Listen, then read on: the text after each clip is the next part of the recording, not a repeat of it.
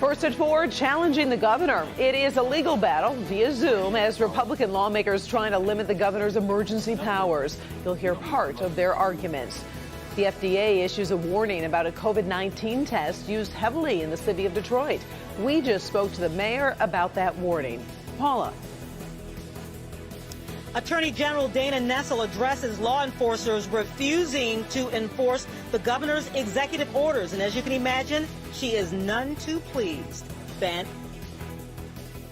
Well, the weekend's here, and the start of it looks pretty good, but the Sunday is looking like a repeat of what we went through last night. We'll look at the storm threat to finish the weekend right now, first at 4. Local 4 News starts now with a breaking news alert. Good afternoon. I'm Karen Drew. First at 4, we just heard from the governor. On the same day, her emergency powers are being challenged in court. It's one of the several stories we're following this Friday afternoon. Also, President Trump making a bold new prediction about a coronavirus vaccine. That prediction comes as Michigan records another 497 new cases of the virus today, bringing the total to above 50,000. The number of deaths in the state has now reached more than 4,800. Also, Detroit's mayor is standing by the COVID-19 test from Abbott Labs, which is now the focus of a warning from the FDA. And we are learning about the events around the Woodward Dream Cruise. They are being significantly scaled back. We'll take a look at what that means for cruise fans tonight at 5:30. Now, let's get back to the governor. Republican lawmakers have taken her to court, trying to rein in her emergency powers. She's also taking the first steps toward a decision about school in the fall. Kimberly Gill in the newsroom, and there is a lot going on today, Kim. Yeah, there really is, Karen, and good afternoon to you. We're going to start with a court battle, which is being fought in front of Court of Claims Judge Cynthia Stevens. However, most observers agree this is probably just the first round. So in a nutshell, here's how the arguments stack up. Republican lawmakers argue Governor Whitmer is breaking the law by overstepping her authority. She issued an emergency declaration without legislative approval. Attorneys for the governor say 2 laws on the books from 1945 and 1976 give her the authority to act during an emergency, such as the COVID-19 pandemic. Republicans say they're standing up for their constituents, and many of them are frustrated with the ongoing stay-at-home orders. But an attorney for lawmakers says that this is not just about the current situation. This case is instead about a question of whether a governor, this governor, or any governor in the future can exercise effectively a limitless, unilateral, temporally unbounded authority, exercising the lawmaking power of this state for as long as the governor wishes. But the legislatures of years past, they wisely recognized and properly delegated that emergency authority to the governor. And that's the law. At today's COVID-19 briefing, Governor Whitmer also took the first step toward mapping out what school might look like in the fall. She's formed a task force to start laying the groundwork. I'm asking this group of state leaders work together to develop a roadmap and framework for helping us decide when it is safe to return and what that return looks like. They'll be incorporating all of the public health data we have and all that we have learned and continue to learn about this virus. A lot of parents are wondering about the fall semester. Of course, we'll keep you posted. As for the court battle, we could get a ruling in a week or so, but even the judge predicted that the case could end up going to the state Supreme Court. So Karen will, of course, keep you covered on that as well. Until then, we'll send it back to you in the studio. All right. Thank you, Kim. Sure. New today, we're hearing about criminal charges against a Detroit man accused of death threats against Governor Whitmer and Attorney General Dana Nessel. Prosecutor Kim Worthy's office has charged Robert Tesh with a false report of threat of terrorism. Police say he made a credible threat while chatting with an acquaintance on social media. Tesh is free on bond this afternoon, but is on a GPS tether. If convicted, he could face up to 20 years in prison. Sobering outlook today as lawmakers agree to revised budget estimates due to the coronavirus pandemic. The state's 2 main accounts, the School Aid Fund and the General Fund, are projected to fall nearly $3 billion this fiscal year ending September 30th. The outlook is dire for the next budget, too, with revenues in the major funds coming in at $2.2 billion. Officials project an additional 500,000 people will need Medicaid, costing the state $569 million more in the next fiscal year. At least 3 elected sheriffs in Michigan have publicly stated that they will not enforce parts of the governor's plans forcing certain businesses to shut down. Now, the state's top law enforcer is weighing in. Attorney General Dana Nessel spoke with our Paula Tutman about what it means when lawmen refuse to enforce the law. Oakland County Sheriff Michael Bouchard was the first to publicly declare April 14th that he would not enforce the governor's executive order when it came to golf courses. I'm not going to be in the position to add more anxiety and hand them a ticket when it's difficult for most people to understand what the rules are in some of these situations. Livingston County Sheriff Michael Murphy said the same. So we've played ball for the last month and a half. And quite frankly, I'm done playing ball.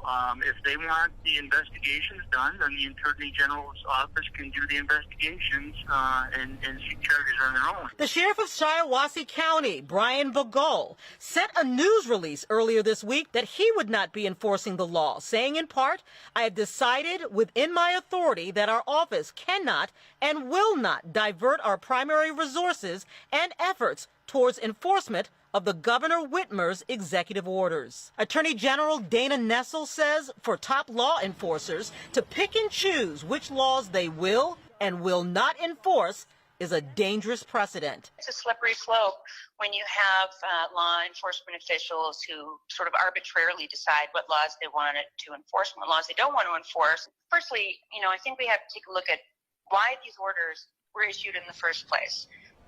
They exist for one reason and one reason only, and that is to save people's lives. She says she's disturbed by what she sees as political motivation to ignore an oath of office. If it was Rick Snyder who was still in the governor's office and he decided to implement these very same executive orders, would the Republicans be striking back as much? Would they have as much difficulty complying with these orders? I don't think they would. I do think that they've decided to make this into a partisan issue in a way that it doesn't have to be. One of my big concerns is that this crisis is being used by a lot of individuals who have anti-government sentiments anyway, and they're sort of using this as a hook to recruit membership.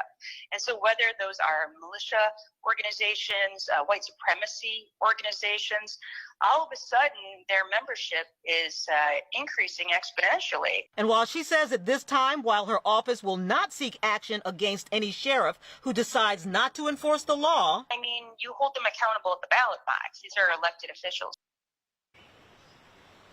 Now, the Attorney General does acknowledge that in law enforcement there can and is discretion. For instance, an officer cites you going 5 over instead of 15 over for speeding. She says that's not what this is. This is very, very different. Karen, I do want to say that I did make a request for all 3 of these sheriffs we mentioned in that story to do an interview with me to clarify their positions. 2 of them declined. The others seemingly just ignored the multiple requests. All right. Thank you very much, Paula. There is a new warning right now about a coronavirus test widely used in the city of Detroit. The FDA says Abbott Labs' 15-minute coronavirus test may be inaccurate. A small unpublished study out of New York found the test returned false negatives for nearly half of certain samples. Detroit has used the machines to test first responders, city workers, and people in nursing homes. Today, Mayor Duggan said he's confident in Abbott's results. This is why we have confidence. If you have 200 police officers get tested at Abbott and on a Monday and say 4 are positive, we get them medical care, and the others are negative, they show up for work on Tuesday. First thing that happens, their temperature's taken, they're checked for symptoms. They show up for work on Wednesday. Temperature's checked, they look for symptoms. If we had the Abbott test not be working, we would have known instantly. FDA says the test can still be used, but patients with negative results may need to be retested with a more sensitive test. Abbott says the NYU results are not consistent with other studies. Today, President Trump also defended the Abbott test while announcing a new effort to develop a vaccine. The president says he hopes to have one available by the end of the year as part of Operation Warp Speed. Under Operation Warp Speed, the federal government will invest in manufacturing all of the top vaccine candidates before they're approved. So we're knowing exactly what we're doing before they're approved. That means they better come up with a good vaccine because we're ready to deliver it. This announcement comes one day after a top vaccine official testified before Congress. Dr. Rick Bright said a viable vaccine would not come for at least 18 months. Democrats are working to push a new relief bill through the House of Representatives, even though President Trump has called it, quote, dead on arrival. The plan comes with a $3 trillion price tag. House Speaker Nancy Pelosi says this is her party's opening offer, and she expects negotiations with Republicans. The bill provides $1 trillion for local governments who are losing a lot of money because of COVID-19 lockdowns. It would also renew $1,200 cash payments for individuals and extend the added $600 weekly unemployment benefits being paid during the pandemic. Still a long road ahead for this bill. Now let's turn to the first forecast, hearing that the rain will go away, but it's not going to stay away for long. Ben Bailey standing by on a Friday afternoon to talk a little bit more about that. Hi there, Ben. Yeah, Karen, happy weekend. And we thought it was going to be a little bit brighter at this point, but this cold front just stubborn to get through here.